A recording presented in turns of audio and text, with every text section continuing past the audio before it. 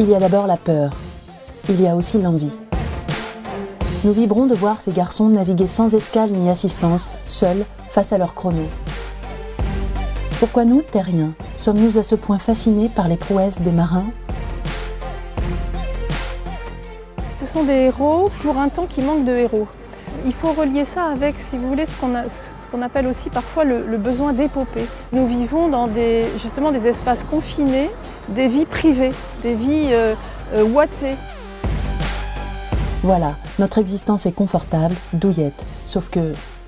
Elle est un peu privée d'autre chose, c'est-à-dire le risque du grand, de vivre en grand. Les Américains ont une expression formidable, bigger than life. Il y a un moment donné où il faut que ce soit plus gros que la vie quotidienne, plus en grand, plus en cinémascope, si vous voulez.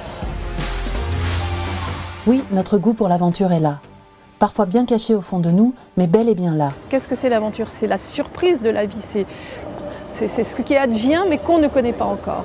Donc ça, malgré les prévisions, malgré le contrôle technologique sur les vies, eh bien ça reste très fort dans l'être humain. Si Jack Kerouac nous entendait, parions qu'il conclurait de ces 5 mots. La route, c'est la vie.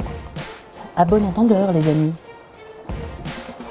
Voilà, en plein passage des Cap Horn.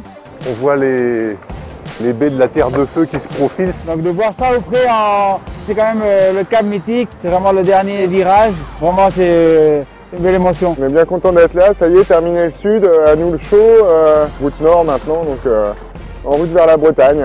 2, 1.